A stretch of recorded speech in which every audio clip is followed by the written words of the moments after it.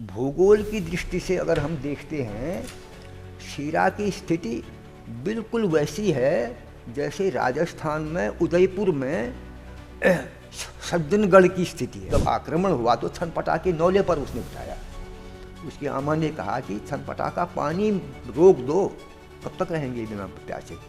तो उसी का उसने बताया तरीका, बेचो उस पानी को, राजा का कोष खत्म कर दो पूरा, सेना से घिरवा दिया चारों तरफ से। ये बाघ रहते होंगे वहाँ, बाघों के नाद होते होंगे।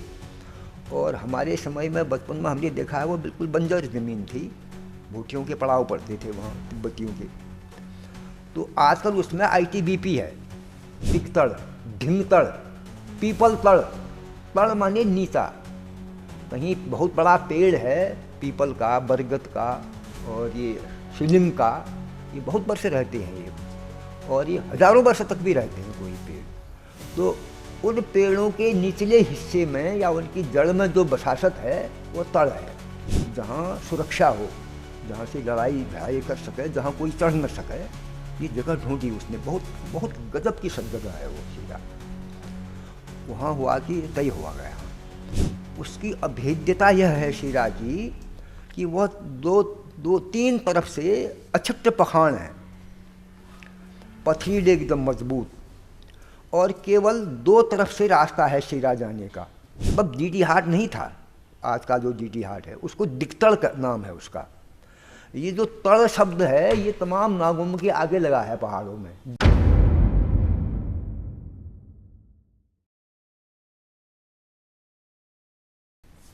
मैं पिछली बार में आपको ये बता रहा था कि निरयपाल ने शीरा में पहले राज्य स्थापित किया मल्ल वंश का, और उससे 74 वर्ष पहले अस्कोट में रजवाड़ था।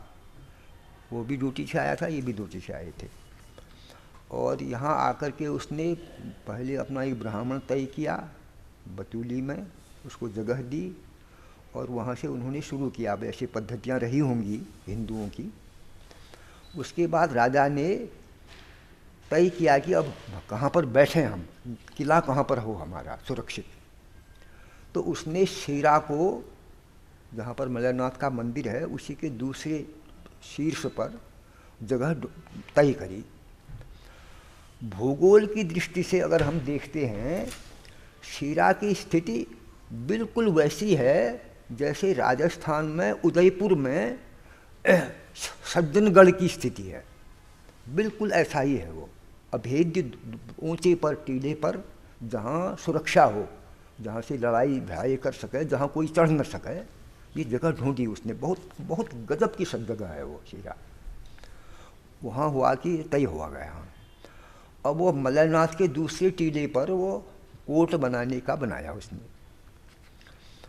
तो अब ये ब्राह्मण हो गया, उसके पास लिखत पढ़त करने वाला एक, उसको जागीर दे दी गांव में, और अपना एक बना लिया, अपना एक ठिया यहाँ पर बनाएंगे हम।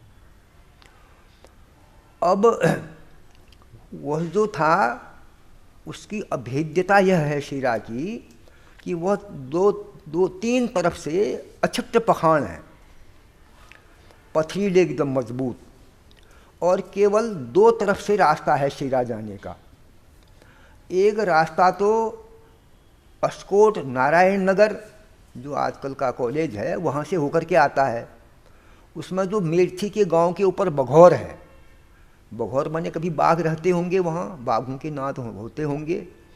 और हमारे समय में बचपन में हमने देखा है वो बिल्कुल बंजर ज़मीन थी, भूटियों के पड़ाव पड़ते थे वहाँ तिब्बतियों के। तो आजकल उसमें ITBP है। तो उस तरफ से रास्ता था आने का, और ITBP का आखिरी छोर पर अश्वनौल एक जगह है।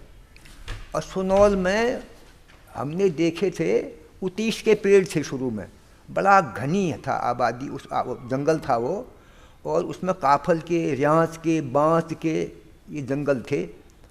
और उतीश तो ये ठंडी जगह पर होता है, जहाँ पर ये वनस्पति होती है वहाँ पानी बहुत हो जाता है अपने आप। तो वहाँ पानी पीने का नौला बनाया होगा, इसलिए अश्वनौल नाम है उसका। अश्व माने घोड़ा, नौल माने। तो उधर से गुडोटी से जौलजीबी होकर के, अस्कोट होकर के, गर्जिया होकर के जो लोग आते होंगे, तो वहाँ छोड़ दिया घोड़ा, पानी वानी पिलाया, चरागाह किया, आराम से घोड़े के साथ रहे आदमी। और फिर वहाँ से 1-1.5 किलोमीटर आगे जाने पर डीडी हाट की तरफ बिरखम है, अभी भी है वहाँ, वो स्कूल है जहाँ ये बीटीसी की ट्रेनिंग होती है, वो है। और फिर वहाँ से नीचे को तरमा नदी की तरफ आने का रास्ता है। तो तब डीडी हाट नहीं था, आज का जो डीडी हाट है उसको दिगतड़ का नाम है उसका।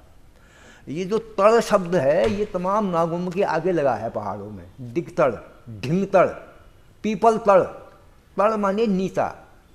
कहीं बहुत बड़ा पेड़ है पीपल का, बरगद का और ये शिलिम का, ये बहुत वर्ष रहते हैं ये, और ये हजारों वर्ष तक भी रहते हैं कोई पेड़। तो उन पेड़ों के निचले हिस्से में या उनकी जड़ में जो बसासत है वो तड़ है। और जो पहाड़ ही पेड़ न हो, पहाड़ ही हो पूरा, उसमें पहाड़ हो अछिट्ट, तो उसका ताड़ा कहते हैं। तड़ और ताड़ा शब्द है। तो शीरा के खेतार की तरफ जो है वो शीरा का ताड़ा कहते हैं उसको, कोटा ताड़ा, कोट के नीचे वाले हिस्से में।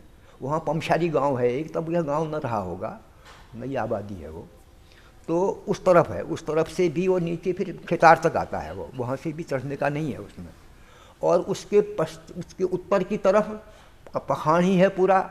उस पहाड़ से नीचे अगर कोई घास वास काटने वाले, लकड़ी काटने वाले जाते होंगे तो वह नीचे पहुँचते होंगे। वो बरड़गाड़, वो गाड़ है एक, मोगाड़ा गांव है वहाँ से। तो वहाँ से जोहारी आते होंगे, जोहार से आकर के वो वहाँ से चढ़ते होंगे। बकरियाँ तो आसान से चढ़ती ही हैं। और वहाँ से ला करके वो जो आज डीडी हाट है दिगतड़, वहाँ पर बसते होंगे। वो भेड़ें छोड़ दी, सामान उतारा, बाज़ार में आए। डीडी हाट जो है नीचे गांव है ना, वही हाट था। तो ऐसा रहा उस समय। तो अब राजा ने तय किया कि यहाँ बसासत बनाएंगे हम, बाजार यहाँ पर होगा, बढ़िया खेत हैं और नदी है, सिंचाई का पानी है। और ये इधर से अस्कोट की तरफ से या डूटी की तरफ से आने वाले लोग यहाँ तक घोड़े में आएंगे और फिर यहाँ उतर करके नीचे जाएंगे। नीचे चरमा के किनारे एक बहुत बड़ा पत्थर है, बहुत बड़ा पत्थर है वो। पता नहीं एकमात्र इतना बड़ा पत्थर कैसे आया होगा, भीम का पत्थर कहते हैं उसको। वह पत्थर वैसा ही है जैसा कालसी का शिलालेख जिसमें अशोक का है, उतना ही बड़ा पत्थर है वो। बार बार मैं सोचता था कि और तो बिल्कुल कहीं पत्थर नहीं है ऐसे, ये पत्थर कहाँ से आया होगा। तो लोग बताते हैं कि ये तो भीम लाए थे इसको कहीं से, ये भीम का पत्थर है वो। तो उसके हम जब जाते हैं ऊपर गाड़ के, वो जो तरमा गाड़ के उद्गम की तरफ जाते हैं वहाँ से, तो बढ़िया गांव है डीडी हाट की, बहुत बढ़िया आबादी है। तो वहाँ तो प्रजा रहेगी हमारी, जो सुरक्षा भी देखेगी, अनाज भी पैदा करेगी ये, और दुर्ग के ऊपर रहने का हो गया ये। तो एक रास्ता तो ये था शीरा में जाने का। दूसरा रास्ता थल की तरफ से था। थल की तरफ से ऊपर वह साता है, मेलती है, भांतड़ है, फिर मोगाड़ा है पुराना, और वह रास्ता रहा इधर से जाने का थल की तरफ से। थल में बालेश्वर था, मंदिर तो पहले भी रहा होगा, तो नज़दीक का था वो, और सीमा में भी था उनकी राज्य की वो। और बाद में उस पर उद्योग चंद ने उसकी मरम्मत करी, वो अल्मोड़ी से गया। उसने वहाँ क्या क्या चढ़ाया उसको तो दूसरी किताब में पूरा हिसाब दिया है। सोना है, चांदी है, हीरे हैं, मूंगे हैं, और कीम खाप के जनेऊ हैं, आसनी है, पंचपात्र है, सोना है, बहुत आए ना उसके साथ। और पूरा जैसे देश में सब जगह चलता होगा वही सिस्टम है। तो उसके साथ चौधरी हैं, वो लाए हैं, सब दे रहे हैं राजा को, राजा सब चढ़ा रहा है। तांबा के पाथर लगाए उसने उसके ऊपर। तो और उसका शमशान घाट भी होगा राजाओं का, वो स्थल में लाते होंगे। तो यहाँ से ये रास्ता है। तो वह दोनों रास्ते अस्कोट की तरफ से आने वाला और थल की तरफ जाने वाला जिस जगह पर मिलता है वह उसको कहते हैं छनपाटा।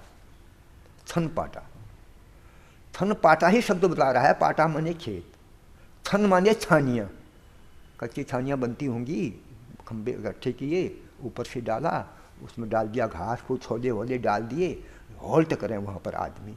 घोड़ा तो इन्होंने वहाँ छोड़ दिया, उसकी तरफ थल की तरफ से आने वालों ने घोड़पाटा में घोड़ा छोड़ दिया, घोड़पाटा ही नाम बता रहा है, घोड़ों को छोड़ दिया, वहाँ पाटा है वहाँ बहुत बड़ा, और देवचोला की तरफ भाँकें उसको वहीं चरें वो, और वहाँ से फिर आदमी पैदल गए।